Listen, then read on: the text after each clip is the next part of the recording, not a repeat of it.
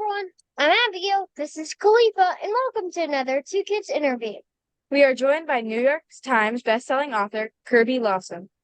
Miss Larson has written the Dogs of World War II series, The Audacity Jones series, the Hattie books. the Shermy and Shake series, and more.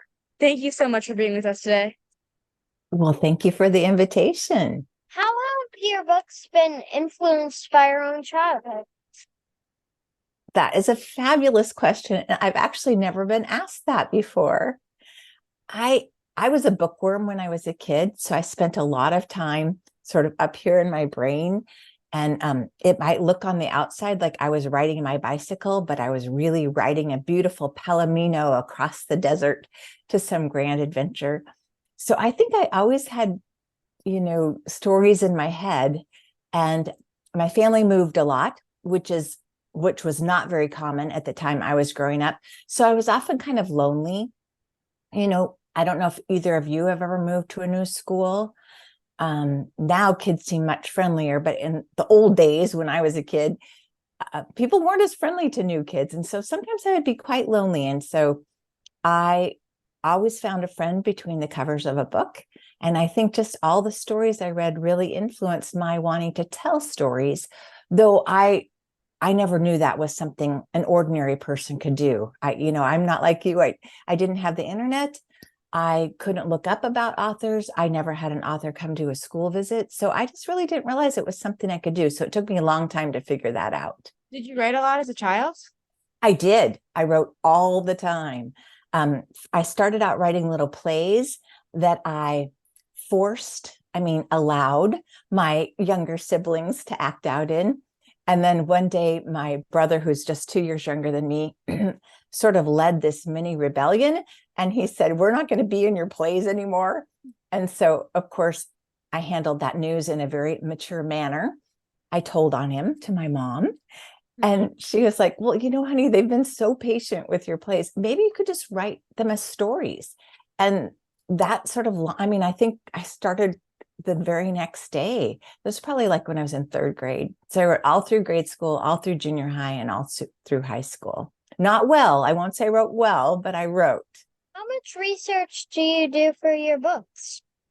Oh, well, it does vary. If it's a topic I'm not very familiar with, so you mentioned the Audacity Jones books. I wasn't very familiar with like 1910s, 1911, that time period, and especially not like what Washington, D.C. was like at that time. And so that required a lot of research, a lot of fun research. I do love research. So that took me, I traveled back to Washington, D.C. I visited the Historical Society. So those books took me a little longer just because I was not very familiar with the time period. For the Dogs of World War II books, once I started them, I got pretty familiar with the typical events and situations of the time. And so I would say in that case, I probably spent 3 to 6 months researching. Again, it would sort of depend on how much I needed to learn, but definitely not as long as I spent researching Hattie Big Sky, which I spent 4 years doing. You write for different age groups. Do you have to be in a different mindset when writing for one versus another? Oh, that is such a great question. I think I'm almost always mostly concerned with the character and what they might be worried about or wanting. And so like with Shermy and Shake, Shermy is like 7. And so I had to think about what's important to a 7-year-old, right? Can you guys remember back that far? Like your friends are really important.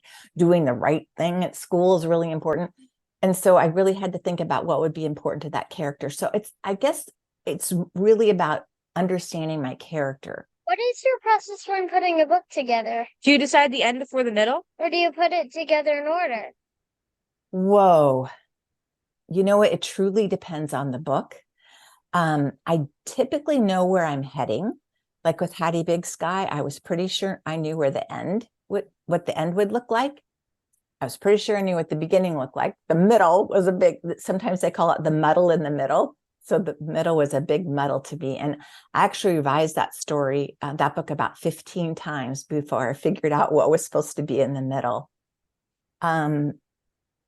I think with the Dogs of World War II stories, I more knew very concretely where the story was starting.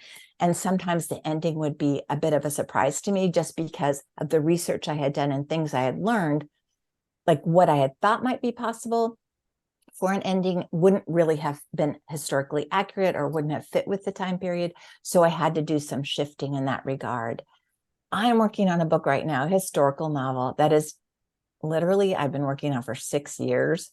And I just was having such a struggle with it that I finally decided I wasn't going to worry about writing that book in order. And that's been very helpful with that particular book. I can't even explain why, but it feels a little bit less pressure, excuse me, to kind of get the whole story down at once. So I'm just getting chunks down, and I feel really confident I can finally put all the chunks together in a way that makes sense. So I do work in different ways, definitely. Just it depends on the book. What inspired you to write the Dogs of World War II books? So Dash was actually the book that launched the whole adventure. I live in the Pacific Northwest. I live in the Seattle area. Growing up here, I never learned about the evacuation of the Japanese, the forced evacuation of Japanese people during World War II. I didn't learn about that till I was at college. And when I learned, I was so shocked. Like, how could something so important have been kept from me when I was in school? And so I was always very interested in reading more about that, learning more about that time period. And I happened to be reading a book called Strawberry Days by an author named Dave Newert. And where I live, a little, like maybe 12 miles south, it used to be all strawberry fields. And all the strawberry fields, almost all of them, were owned by Japanese and Japanese American families. And, but now it's like big, huge shopping centers. And I was just, so interested to read this book and find out how that all evolved. And a lot of it had to do with the evacuation of the Japanese. They were forced to leave their farms, and white farmers came in and took over. But in just like on one page, there was one little paragraph talking about a woman named Mitsui Shiraishi. And Mitzi had a little dog, and her dog's name was Chubby. And when it was time for her, when the law said she had to leave her farm, she wrote to the general who was in charge of the whole evacuation and asked him for permission to take her beloved dog, Chubby, with her to camp. Now, he denied her. He said, no, she couldn't take him. And that's all that I knew from this little book. It was just like this little paragraph. And I have a dog, and I got to thinking, wow, what would that have been like to, like you have to leave your friends and your farm and everything that's familiar to you, and you have to leave your best four-legged friend behind. And that sort of started me thinking. And so the first version of the book, Dash, was actually all in letters. Letters from Mitzi to her friends back in Seattle. And it was written for like the age group of Shermie and Shake. And I loved that book. I was so proud of it. And I sent it to my editor, and she loved it too. But she said, you know what? I think there's more to the story than this. And I think you need to write it for middle grade readers, which is like 3rd to 6th grade readers. And I was intrigued by that concept. And so that led me to write then the novel called Dash. I almost said Duke, the novel called Dash.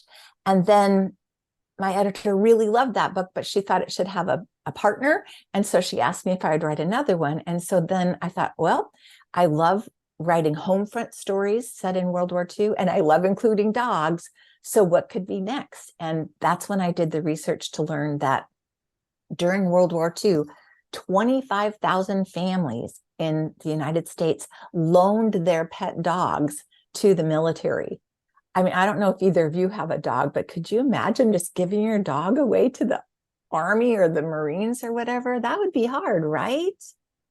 So that triggered the second book. And then, once I began to I don't know if this ever happens to you, but if you're researching something, then your eye will be caught by something that's sort of similar, but not quite the same. And so that's what happened. I just kept getting caught by other ideas. Can you tell us about a time when you were doing something or noticed something and you thought, I need to put that in a book? Oh, every day. It's like, I'm really lucky because I live next door to 2 of my granddaughters, and my youngest one is quite the character. And almost every day she says something that I think this has got to go in a book. So she's kind of influenced one of the characters in Shermie and Shake. But that's the trouble if you're friends with a writer, because they will use stuff that happens to you in your life, and they might disguise it a little bit. But yeah, I absolutely use stuff all the time. So I don't know if you two have read Hattie Big Sky, but in there's a character named Rooster Jim, and he has roosters, chickens. And he was inspired by a friend of mine who had a goose, like I wouldn't even call it quite a pet goose, but she had a goose, and that goose was so protective of my friend. And like when I would go over to visit her, if the goose was out in the yard, it would like hiss at me and try to bite at me. But my friend loved this goose, and the goose loved my friend. And so that's kind of like what started me thinking about Rooster Jim. So I could think of a million examples from the book where events in the stories or characters in the stories were inspired by things that I observed in real life. Rejection is part of most writers' stories. Was it part of your journey? Oh, absolutely. I mentioned it took me a long time to figure out I wanted to be a writer. I was actually a mom. I had 2 little kids, and I started writing. And, of course, I thought everything I wrote was wonderful. I thought it was just brilliant. And I would read it to my kids, and they thought it was brilliant, but it wasn't. I needed to learn a lot of things. And so from the day I started deciding I wanted to write and publish children's books until my first book got published was 3 years. And then, and in that time, 3 years, I collected over 250 rejection letters. So yeah, rejection is definitely part of an author's life. What writer has had the most influence on you? Whoa. Well, the person who jumps, so there's 2 people. The person who jumps to mind the most is Karen Cushman. And I don't know if you've ever had the pleasure of reading her book, Catherine Called Birdie, but it came out, I forget what year, but my daughter was in 6th grade, and my daughter had been reading it at school, and she brought it home and said, "Mom, you've got to read this."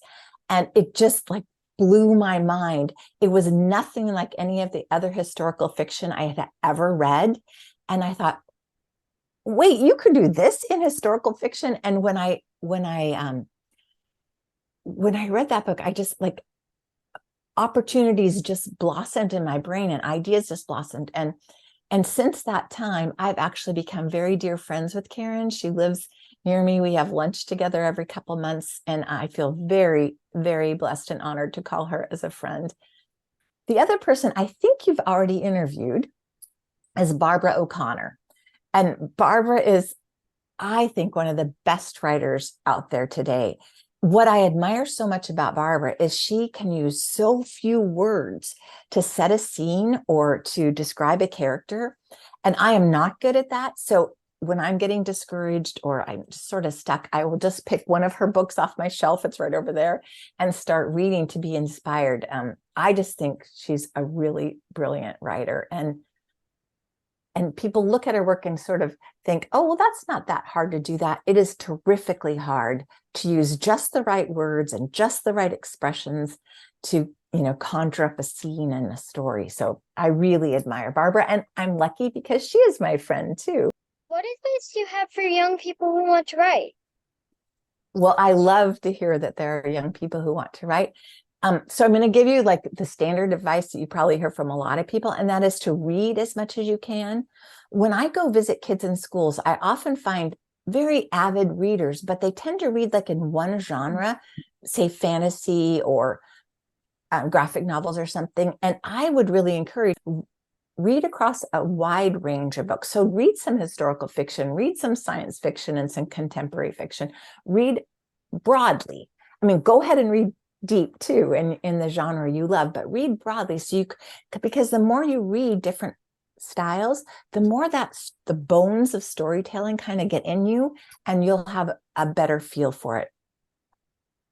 That's big advice Do you have a smaller tip, something you do when you are writing? that maybe a lot of people don't.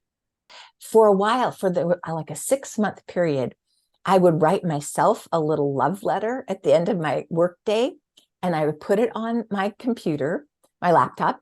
And then I would come to work the next morning and I would open it up and I would have written something like, you did a really good job getting that scene down yesterday. I know you can do, the next one today.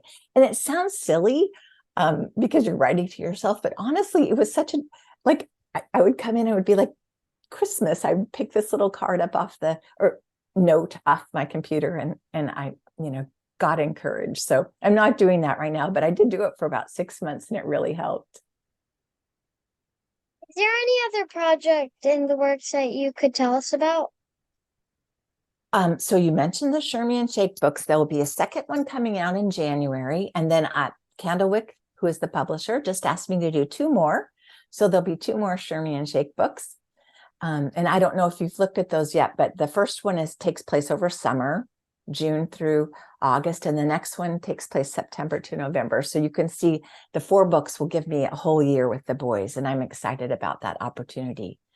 The other book I'm working on a picture book. So I do co-write with a dear friend of mine, Mary Nethery, and we have 2 award-winning picture books. The first one's called Two Bobbies, the true story of Hurricane Katrina, friendship and survival. And the second one is called Nubs, the true story of a mutt, a marine, and a miracle.